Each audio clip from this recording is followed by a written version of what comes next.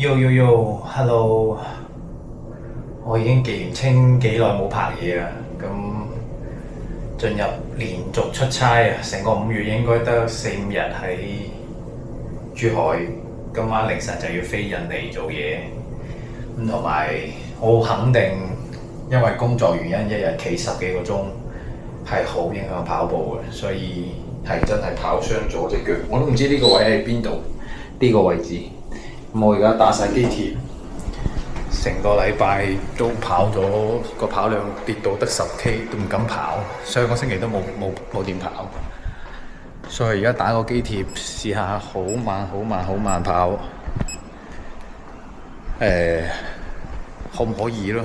唔得就翻屋企啦，因為仲要出差，唔想整傷隻腳，到時連正常嘅工作都影響，就比較麻煩。好，試下慢跑。如果跑到，我哋就拍一期關於受傷嘅，講受傷嘅。如果跑唔到呢期就都係唔做咯。OK， 哇，好似有啲想落雨咁嘅感覺啊！啱好啊，唔使咁大太陽，熱好身㗎啦，直接開跑。有人講，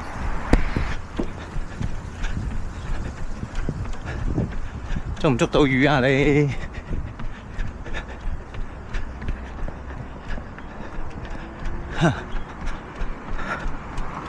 ？7分配跑，完全唔敢快，同埋改成咗完全嘅腳踭先到地，然後再滾動。咁但係盡量令個重心仲係喺個人下面，唔會將隻腳伸到前面先落地，咁樣先勉強跑到。我完全唔知我而家個痛點算係邊度，總之係小腿後方，喺前膝頭哥左後方。咁啊，都試下查咗一啲書啦，等等。睇嚟呢個地方痛唔係一個常見嘅位，我仲以為又係半月板發作，其實唔係。隨住呢個痛點越嚟越清晰，佢根本就成個左腿從跟腱嗰度有少少啦，所以我今日打個機貼都有從腳底拉上嚟一條，跟住到小腿內側靠外，差唔多去到膝頭哥嗰個漩渦位嗰度。隻腳每次落地都會痛，跟住喺床上瞓覺嘅時候，將個腳掌伸直，再彎曲，再伸直，佢都係會痛，好神奇嘅一個位啊！咁佢唔係一個因為跑步經常會傷到嘅位置。我就諗同咩有關啦？咁啊，基本確定就係呢段時間一直出差工作嘅原因。我發覺出差時間唔夠，睡眠唔夠，應該唔係致命嘅，導致呢啲疼痛。致命嘅應該係每日站立嘅時間、企嘅時間過長。我基本係每日7點鐘開始就會冇乜點坐，一路到晚黑10點11點，所以係超過15個鐘頭嘅每日企嘅時間。咁喺咁嘅情況之下，當然其實我中間係冇時間跑步嘅，但係你咁嘅狀態之下維持咗4、5日之後，你覺得結束一個星期嘅出差啦，可以去跑下步啦。但係經過咗呢4、5日，每日10幾個鐘頭嘅企立之後，佢根本就未恢復好。佢對腳嘅損耗可能仲大過你每日跑10幾公里。咁去跑步，一跑就發覺哇，嗰個位係痛到點講呢？舉個簡單啲嘅例子，即係你瞓覺唔小心喐親佢都會痛，跟住你做個熱身，做個譬如話高抬腿或者勾腳嘅熱身，總之佢落地嗰一刻甚至波比跳啊乜都好啦，佢落地嗰一刻就會我講個地方痛啦。真係痛得好犀利嘅時候，係落地都落唔到啊！你一落地就會成個人就會軟咗個狀態。咁我而家跑，哇！你咁仲跑得到？我就喺度努力揾緊一個佢唔會痛嘅跑法。結果就係發覺係腳踭落地，腳踭落地佢就唔痛啦。然後滾到去前面，而家每一步都係咁。冇辦法自己拍自己嘅跑姿，咁睇下今日跑個10K， 堅持得到嘅話，而家2K， 咁就返去執下行李，今晚又要出發。呢個5月得4-5日喺珠海、印尼、上海、泰國到處飛，每個地方都係7日8日咁。所以成個5月唔知仲可以跑幾多 K。4月係急速降到得返百零 K， 2月3月係300幾 K， 1月份係正式開始一個訓練嘅週期係200幾 K 嘅，咁所以4月無啦啦跌到100幾 K， 仲要受埋傷添。咁總結落嚟，可以分享嘅就係，第一，如果你嘅工作強度，譬如話佔用你嘅休息時間好多，你每日係休息唔夠嘅，係咪要急速減跑量、減強度？如果你嘅工作好似我咁，一望起身係坐都冇時間坐嘅，每日超過12個鐘頭係企嘅，我勸你直接唔好跑啦。我試埋咗用踩單車嚟過渡，都係唔得嘅，都係會痛。我唔知游水，我冇去試游水。咁結論就係，如果有我啱啱講嘅情況，一係減量，一係如果你企得好耐就放棄，直接停跑，或者連踩單車都唔好踩。咁我聽日開始又會進入咗嗰種狀態，所以今日係就算唔舒服都想過嚟趌下趌10公里啊！哇，烏雲過咗，出太陽，陰公曬死啊！等下點解會呢個時候先出嚟跑呢？因為朝早瞓醒，招致咗好耐，我驚出嚟跑，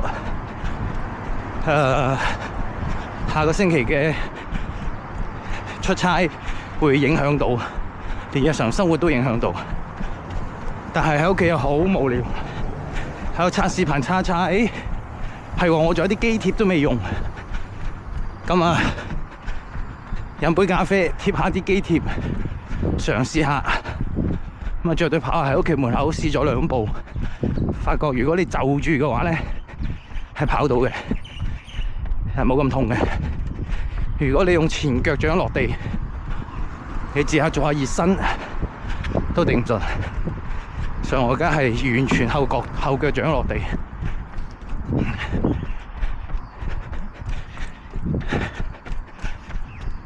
自在出身汗，咁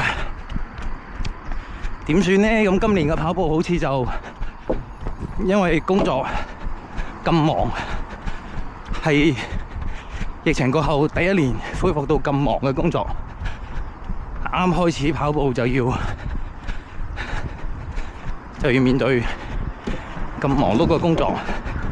好似有啲冇辦法堅持喎，諗嚟諗去都係覺得睇你張跑步呢件事睇得幾長嘅啫。如果我係一定要今年就有啲咩好強嘅目標，甚至係破3，睇嚟而家唔現實啦。我而家翻到之前可能係330嗰個水平都有啲困難，因為根本就係成個身體退步緊。你哋訓練停咗，佢就一定係退步中。咁但係係咪咁就放棄呢？我覺得唔係嘅，就係揾機會將自己個基礎再打實啲。第一係有氧啦，第二係力量訓練。咁好似啲間歇啊、強度啊，就唔好搞住先啦，因為仲容易受傷。有啲目標，譬如話破3，今年唔得，明年啦，明年唔得，後年啦。佢必須要為我嘅工作或者生活讓下步啊！但係你叫我完全停，就好似今日咁，我明知好大風險會影響下個星期嘅出差，我都係會出嚟試一試，揾一個很別扭嘅方法跑，都係會跑。所以我好羨慕嗰啲你又冇傷冇病，工作又唔係好忙，跟住因為中意碌喺度刷抖音或者做乜嘢嘅人，而失去咗啲戶外我都唔知叫鍛鍊定係戶外運動嘅時間，真係羨慕佢哋。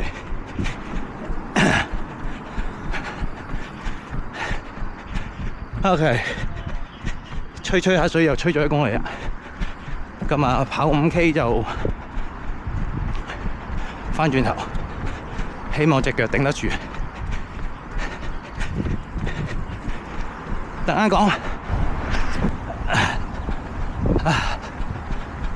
哇！第一次跑到衫都剝埋，7分配差唔多150心率，我都唔知係真係天氣咁熱，定係自己個心肺退步得咁快。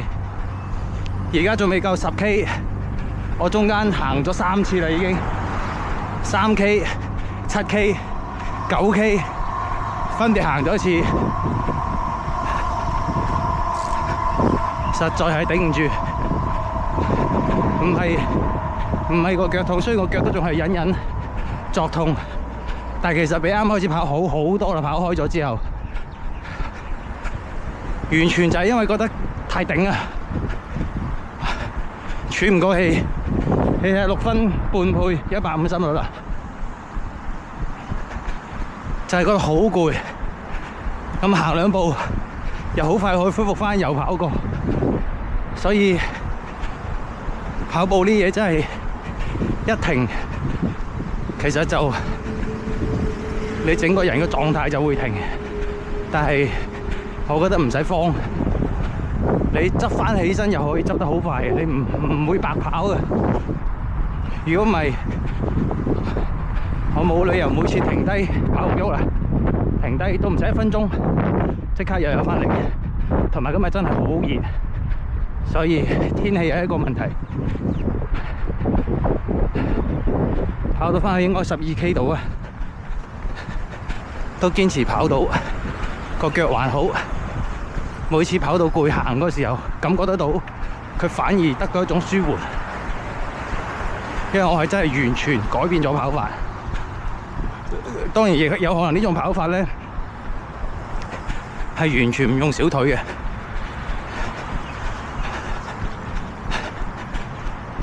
係完全靠抬大腿嘅，所以會特別攰，亦有可能嘅。好。咁啊，因為冇着衫啊，就唔對住鏡頭講嘢啦，費事兒童不宜啦。哦，都好唔好意思啊，跑條路度唔着衫跑，但係實在冇辦法，頂唔住。咁再差唔多呢個配速跑翻屋企啊，執下嘢就準備出發啦。今日睇下可唔可以抽1-2個鐘時間出嚟，將呢條片剪咗佢，睇上網。